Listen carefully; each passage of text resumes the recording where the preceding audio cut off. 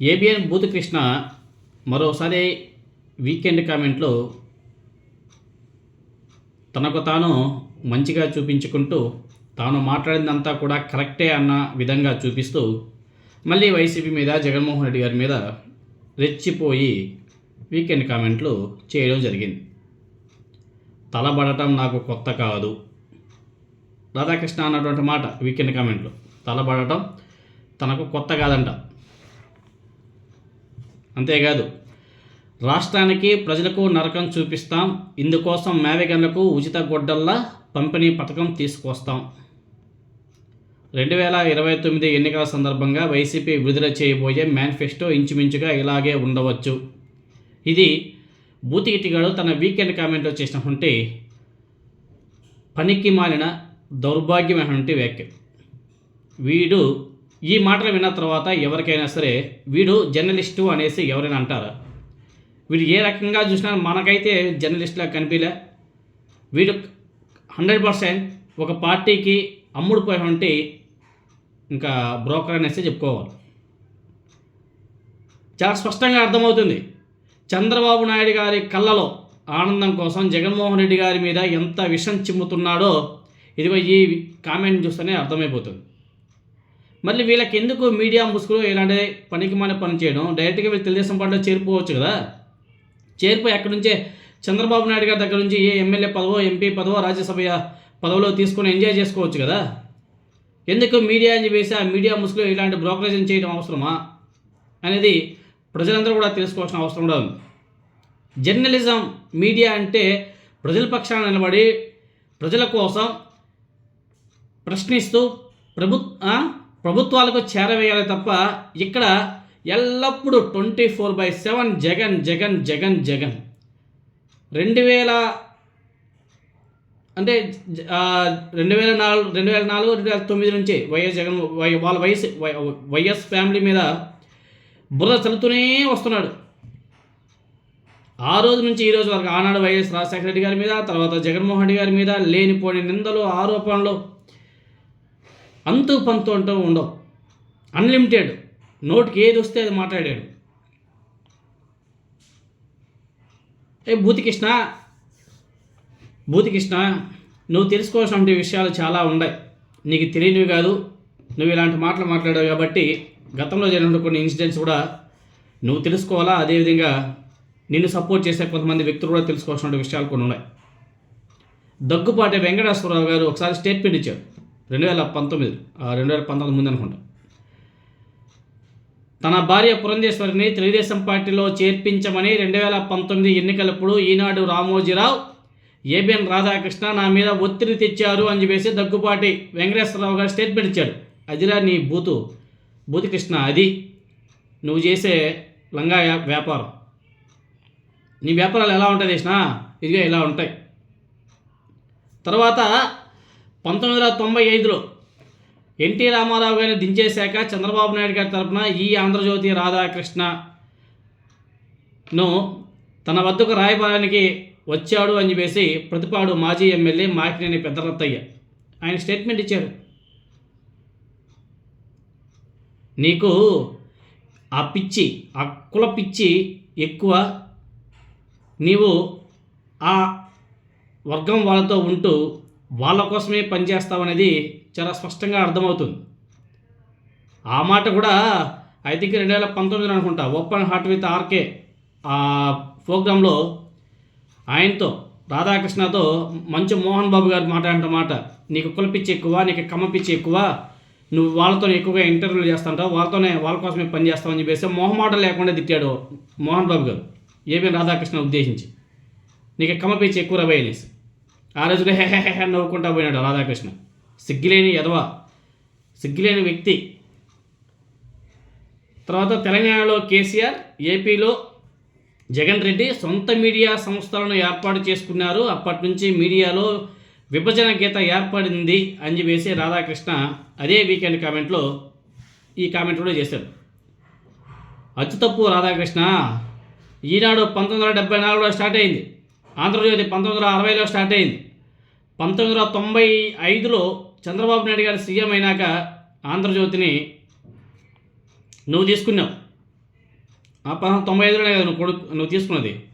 ఈనాడు జ్యోతి కేవలం తెలుగుదేశం పార్టీ కోసం పనిచేస్తూ తెలుగుదేశం పార్టీకి పోటీగా ఉన్నటువంటి పార్టీల మీద విషం చిమ్ముతూ ఉంటే తప్పని పరిస్థితుల్లో ఆనాడు జగన్మోహన్ రెడ్డి గారు కానీ అదేవిధంగా కేసీఆర్ కానీ ఆ పత్రికలను స్టార్ట్ చేసిన అవసరం కూడా ఏర్పడింది. తెలంగాణలో కేసీఆర్, ఏపీలో జగన్ రెడ్డి నన్ను మీడియా వ్యక్తిగా కాకుండా రాజకీయ ప్రతినిధిగా పరిగణిస్తున్నారు అని చెప్పేసి మాట్లాడాడు. నువ్వు ఉదయం లేస్తే నిద్రపోయే వరకు చంద్రబాబు నాయుడు గారి కోసమే పనిచేస్తూ ఉంటావు. జగన్మోహన్ రెడ్డి గారి మీద, కేసీఆర్ మీద విచ్చలవిడిగా నోటుకు వచ్చేట్టు వాగుతూ ఉంటావు. మరి నిన్ను ఏమనాలి బూతికృష్ణ? నేను రాజకీయ ప్రత్యర్థిగా చూడకుండా ఇంకేమని చూస్తావు చెప్పండి? నువ్వు ఏ రోజైనా సరే జర్నలిజంకి సంబంధించిన వ్యాఖ్యలు రాసావా, చూపించావా? ప్రజల తరపున ఏ రోజైనా సరే ప్రశ్నించావా? చంద్రబాబు నాయుడు గారు అధికారంలో ఉన్నప్పుడు చంద్రబాబు నాయుడు గారు సంఖనాక్తావు, జగన్మోహన్ రెడ్డి గారిని తిరుగుతావు. చంద్రబాబు నాయుడు గారు ప్రతిపక్షంలో ఉన్నా, జగన్మోహన్ రెడ్డి గారు అధికార పక్షంలో ఉన్నా, అప్పుడు కూడా జగన్మోహన్ రెడ్డి గారి మీదే బడి ఆడుస్తూ ఉంటావు. అక్కడ అలా, ఇక్కడ తెలంగాణ కూడా అంతే. మళ్ళీ నిన్ను ప్రత్యర్థిగా చూడకుండా నిన్ను ఇంకా ఒక జర్నలిస్ట్గా చూస్తారా? కాబట్టి చాలా విషయాలు ఉన్నాయి, ఇంకా చెప్పుకుంటా పోతూ ఉంటాయి. ఇంకొకటి అన్నాడు, సిపిఐ సిపిఎం రాఘవులు నారాయణ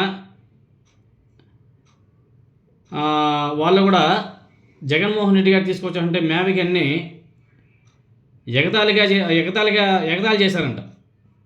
జగన్మోహన్ గారు తీసుకొచ్చారంటే మేవిగన్ ప్రతిపాదనను సిపిఎం నాయకులు బివి రాఘవులు కూడా ఎగతాళి చేశారని చెప్పేసి రాధాకృష్ణ రాశారు. రాఘవులు నారాయణ కమ్యూనిస్టుల కంటే ఇంకో వర్గానికి ఇష్టలు అని చెప్పేసి చెప్పుకోవాలి. అది జగమెరుగునే సత్యం. అది నీకు తెలియంది కాదులే. ఇంకా వాళ్ళ గురించి మనం ప్రత్యేకంగా చెప్పుకోవాలనే కానీ టైం వేస్ట్. అయినా పువ్వు పుట్టగానే పరిమళిస్తుంది అన్నట్టుగా జగన్మోహన్ రెడ్డిలో ఫ్యాక్షన్ మనతత్వం పుట్టుకతోనే వచ్చింది అని చెప్పేసి ఇంకో కథనం రాసావు కదా, సిగ్గులైన బూతికృష్ణ. నిజంగానే జగన్మోహన్ రెడ్డి వాళ్ళ ఫ్యామిలీ ఫ్యాక్షనిస్టులు అయితే 1998లో మీ చంద్రబాబు నాయుడు గారు సీఎంగా ఉండగా వైఎస్ రాజారెడ్డి గారిని చంపిన వాళ్ళు ఇంకా బ్రతికి రోడ్ల మీద తిరుగుతున్నారు. ఒకవేళ నిజంగానే వైఎస్ ఫ్యామిలీ ఫ్యాక్షనిజం చేసే వాళ్ళు అయితే వాళ్ళు బతికి బట్ట కట్టుకే వాళ్ళ. ఇదేమైనా సినిమాలో బాలయ్య అనుకుంటున్నావా? ఏం మాట్లాడుతున్నావు రాధాకృష్ణ?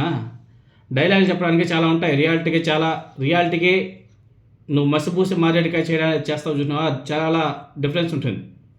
2019లో ప్రజలను ఒక్క ఛాన్స్ ప్లీజ్ అని జాలిగా వేడుకొని నమ్మించి అధికారంలోకి రాగలిగాడు అని చెప్పేసి కూడా వీకెండ్ కామెంట్లో కామెంట్ చేశారు.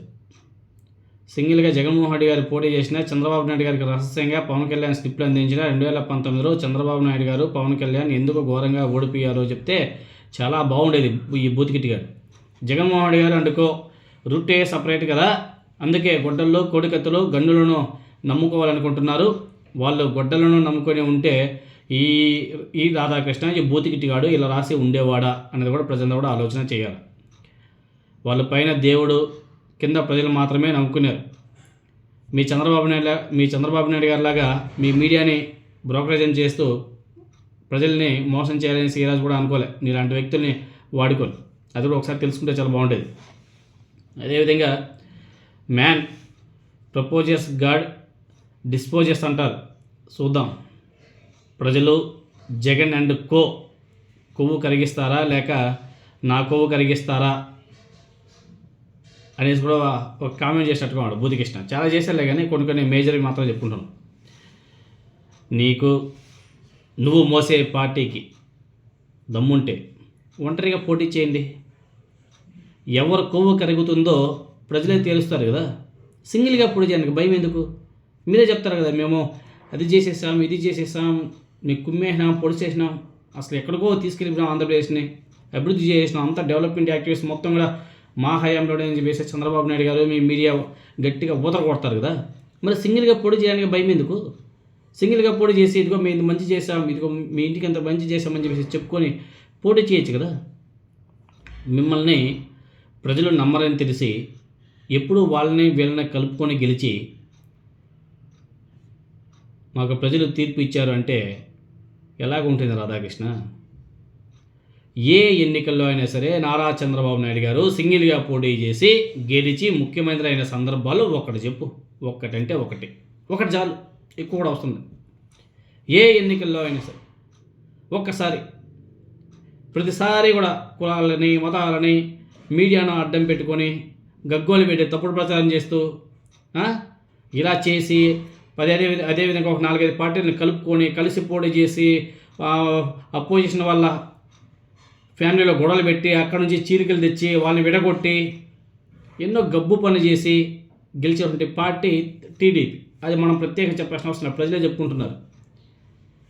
ఒకవైపు పొత్తులు జిత్తులు, ఇంకొక వైపు Eenadu, Jyothi, Andhrajyothy, TV5, ABN, ETV, RTV, Maa TV, ఇన్ని టీవీలు డైరెక్ట్గా ఒక ఫ్యామిలీ మీద యుద్ధం చేసిన చంద్రబాబు నాయుడు గారిని 3 సార్లు ఓడించారు వైఎస్ ఫ్యామిలీ.